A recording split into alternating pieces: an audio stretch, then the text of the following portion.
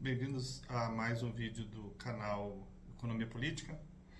Hoje o objetivo desse vídeo é passar um pouco de uma impressão sobre o cenário que se apresenta aí com a eleição do Donald Trump para presidente dos Estados Unidos, segundo mandato não consecutivo, né? Acabou de, agora nessa madrugada do dia 6 de novembro, né? A eleição foi dia 5, dia marcado para a eleição, da madrugada do dia 5 para o dia 6, né? Então é normalmente quando se configura ali uma definição quanto à eleição, embora não tenha saído oficialmente, né? Existe alguma probabilidade matemática, mas muito remota. Então seria muito assim, a probabilidade de ter uma reversão é praticamente nula, né? E vale destacar que não só o presidente, no caso ex-presidente, mas agora presidente praticamente eleito, Donald Trump, venceu as eleições para presidente dos Estados Unidos, como também o partido dele, o Partido Republicano, já fez a maioria dos votos das cadeiras para o Senado. Já tem, até esse momento, já foi apurado 52 senadores republicanos, de um total de 100 senadores, né, que compõem o Senado Federal americano. Então tem 52, já tem aí uma maioria consolidada. A apuração para a Câmara dos Deputados, ou House of Representatives, que é o nome que eles usam lá, já tem cerca de 190, quando eles precisam de 218 deputados do partido para configurar a maioria, né? Mas tudo indica ali, pelas projeções, tudo indica que eles vão ter maioria na Câmara também, tá? Então isso é bastante significativo, porque o Trump vai ter uma maior força não só para administrar o país, mas também para aprovar eventuais legislações que ele queira aprovar ali, que seja de imigração, seja na área do comércio, na questão internacional e tal. Então existe uma probabilidade maior, né, uma chance maior de ele conseguir aprovar as legislações que ele pretende ver aprovadas, tá? Então tem alguns assuntos agora que eu gostaria de comentar em relação às expectativas, né? De início, já dá para destacar que teve uma alta do dólar, né? Já tem gente falando aí de dólar acima de 6 e tal, já vi gráficos acima de 6, mas me parece que aqueles gráficos estão se referindo ao dólar não oficial, não a cotação oficial, né? A cotação oficial me parece que está na faixa de 5,76, 5,80, algo nessa faixa aí, tá? Então me parece que teve, né, uma certa reação meio exagerada do mercado aí, das pessoas, falando em dólar disparando e tal. A gente aqui no Brasil já está com o dólar elevado por questões da economia interna, né? Especialmente falta de ajuste nas contas públicas, né? Excesso de gasto do governo federal, principalmente, que tem gerado pressão sobre a economia, pressão sobre o dólar e tal.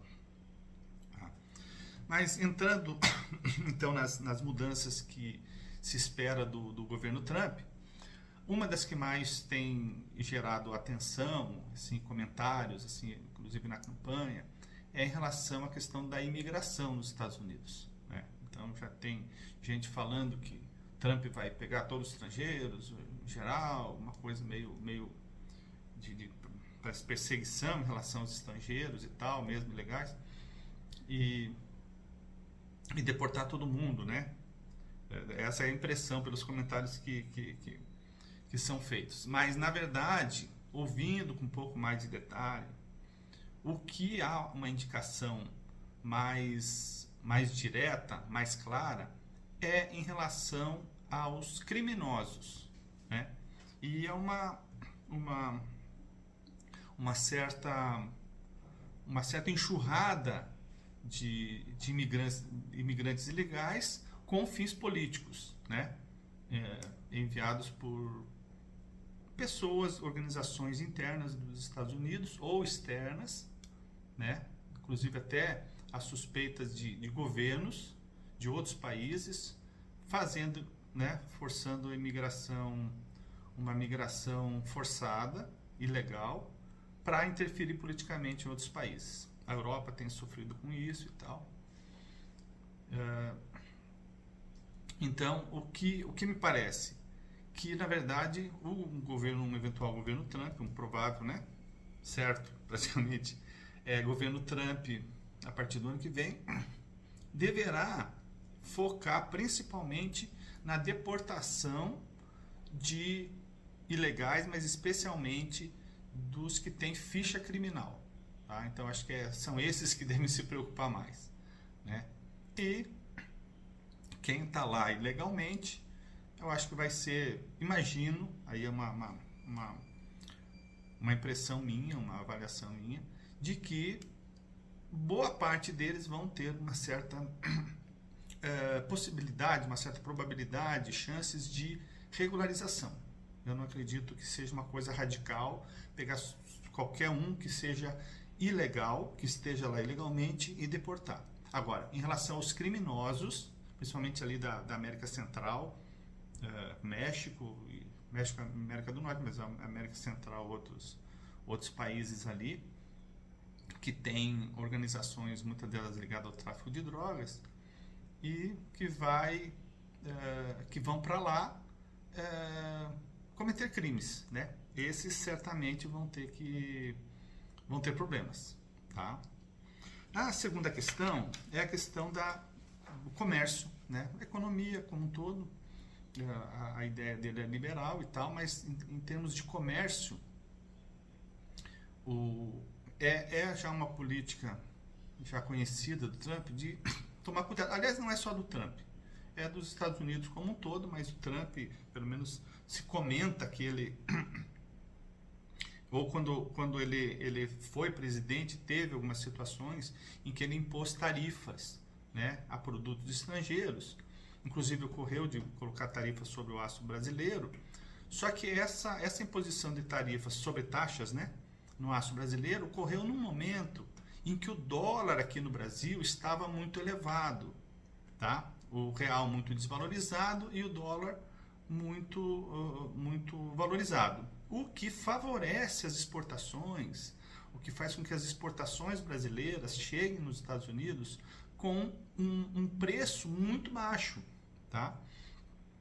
Então isso proporciona uma coisa semelhante ao dumping, semelhante a uma manobra que às vezes países ou empresas fazem para vender um produto barato demais, às vezes até abaixo do custo, para prejudicar a concorrência, né? Para quebrar o produtor do outro país.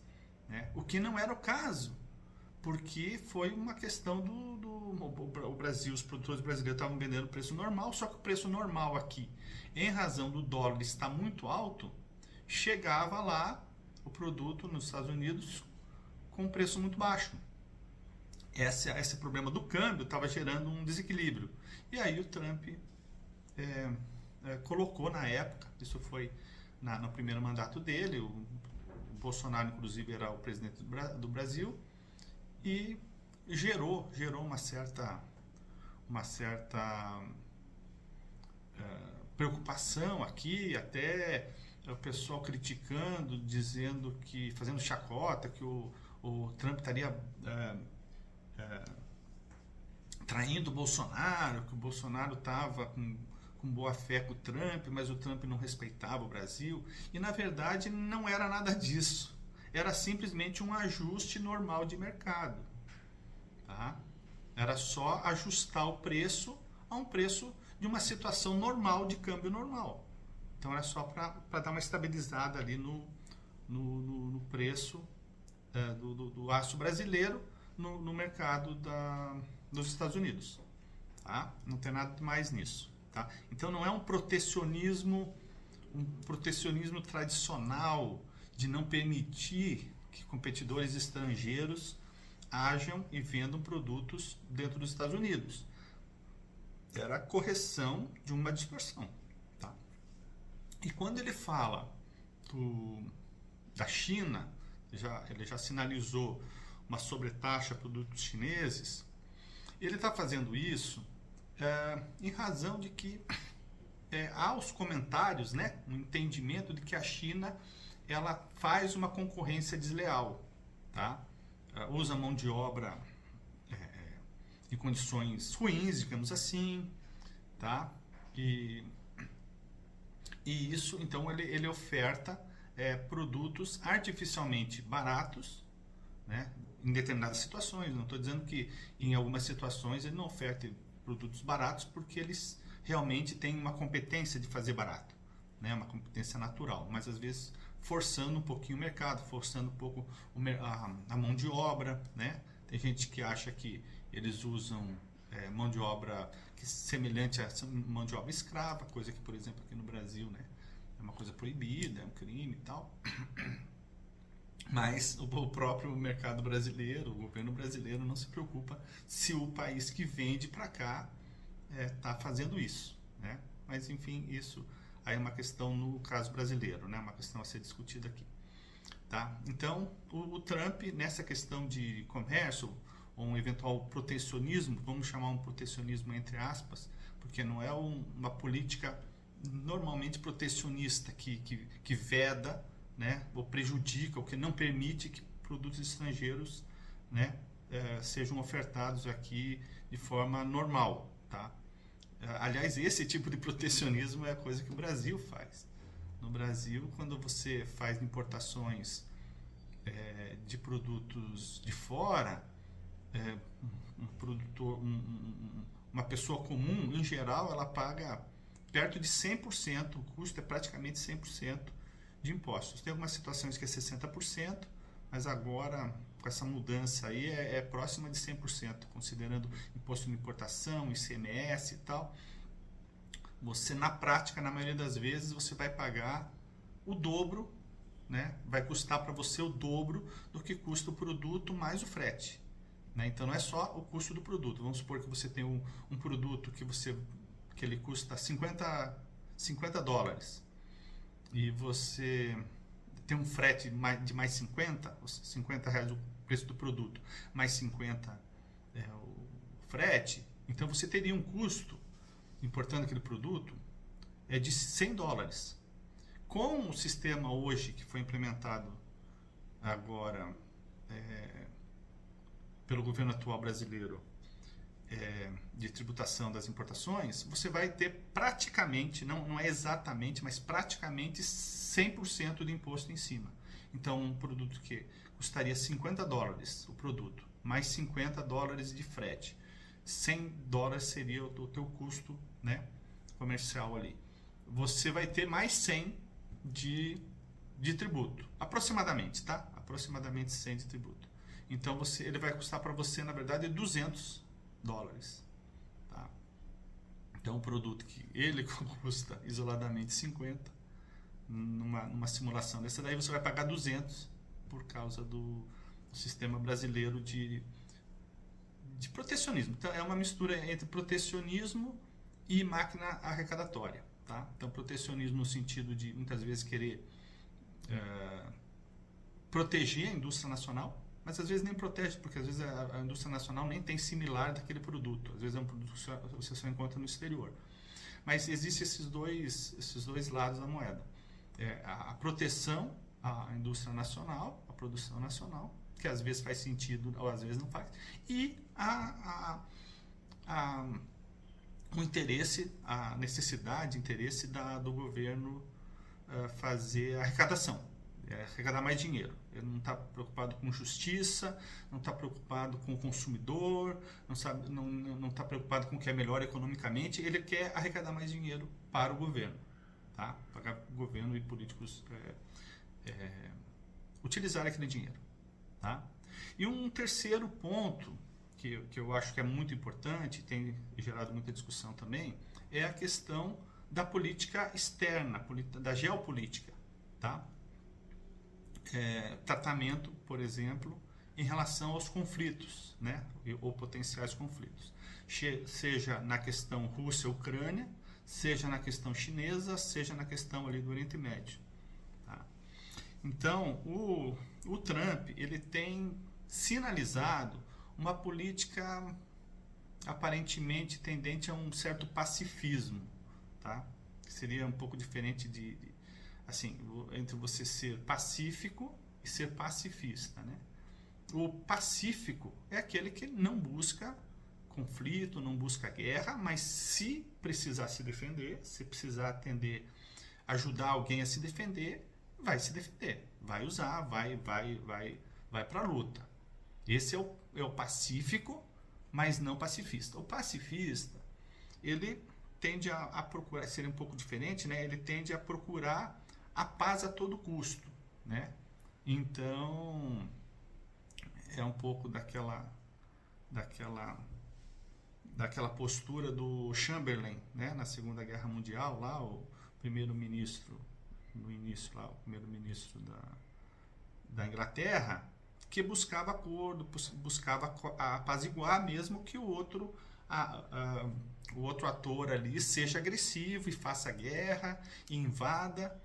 Então o pacifista ele vai tentar, não, eu vou aceitar perder, vou aceitar, ou recomendar que o outro país, como aconteceu lá com a Tchecoslováquia, tal, com a Áustria, que perca, que aceita perder, aceita o abuso do outro país, a fim de garantir a paz, né? Embora na experiência ali dos anos 30, dos anos 1930, isso se mostrou que não funcionou, né? Não garantiu a paz, simplesmente incentivou, parece ter incentivado ainda mais o país agressor, aquele país que tem pretensões territoriais e políticas mais agressivas, de ir além porque os outros aceitam, né? Então, nesse sentido, há uma preocupação em relação ao que o Trump vai defender e até talvez meio que tentar forçar os países a aceitar, em relação a um certo pacifismo, a um certo apaziguamento do país agressor, do país que age de forma mais agressiva e tem uma postura mais beligerante, né? No caso ali da guerra da Rússia-Ucrânia, seria a preocupação maior em relação a forçar, que talvez ele queira forçar a Ucrânia a aceitar ceder ao país agressor território, por exemplo, né? Território ou direitos que ele tem, por exemplo, o direito de entrar na União Europeia, o direito que ele tem de entrar na OTAN, né? Um direito natural, né? Da liberdade de você decidir sobre os seus destinos, né? Então, essa possibilidade, ela preocupa um pouco, né? Ali tem as pretensões ali de uma certa agressividade da Rússia em relação ao vizinho, não só em relação à Ucrânia, mas também em relação à Geórgia, em relação ali à Moldávia, né? Onde há notícias aí de que eles tentaram, né? Interferir nas eleições, como teriam tentado interferir nas eleições também na Geórgia e tal. Então, essa agressividade, se, por exemplo, a postura dos Estados Unidos for de aceitar essa agressividade, de não interferir, não ajudar o país a se defender, isso aí tende a incentivar que, no caso, a Rússia ali continue fazendo o que está fazendo, né? Isso aí se reflete, vale também para a questão da China em relação a Taiwan, uma certa agressividade em relação a Taiwan, e dá para usar o exemplo também ali no Oriente Médio, né? Aquela postura do Irã e alguns outros países ali da região em relação a Israel, que também tem, né? Tem interesses políticos, religiosos, que ali a religião ali se confunde um pouco com a política, né? Não dá para chamar às vezes de religião pura e simples, às vezes a religião se confunde com movimento ideológico também, né? Ideológico político, e também político, né? Então, essa postura, se for uma postura de apaziguamento que o Trump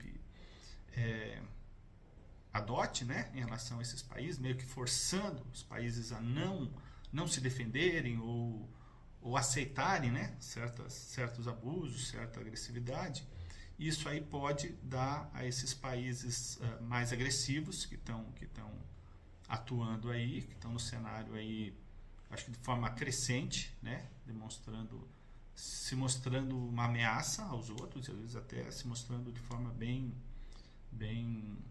clara, explícita, né?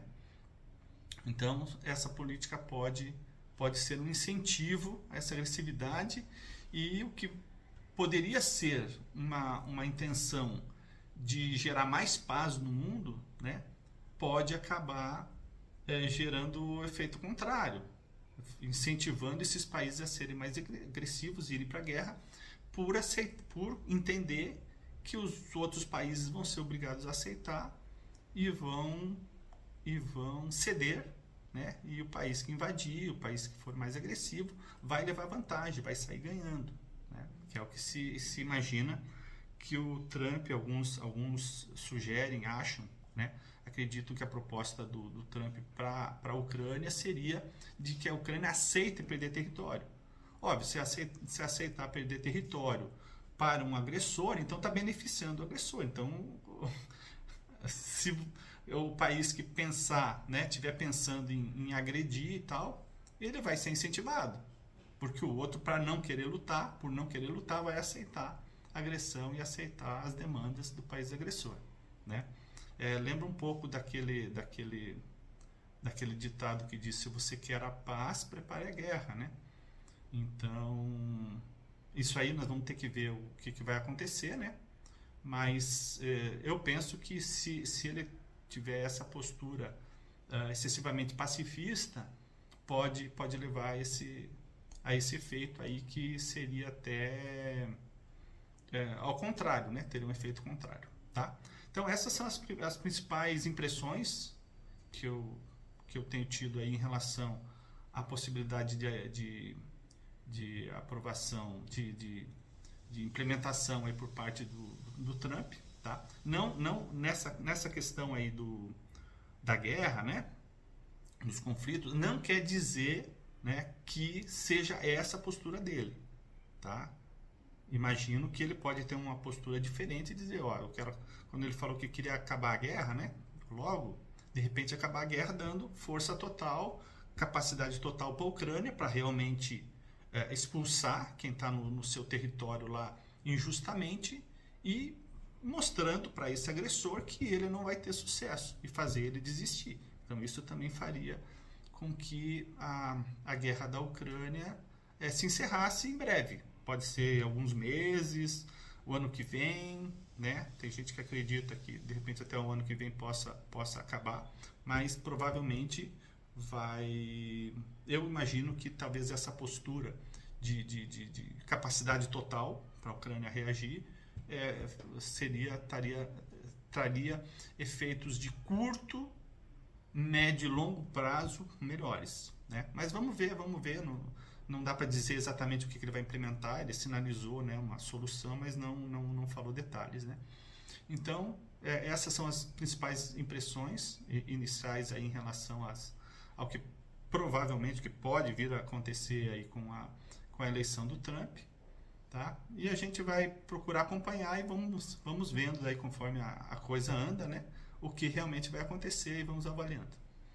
Muito obrigado por assistir esse vídeo, e até a próxima.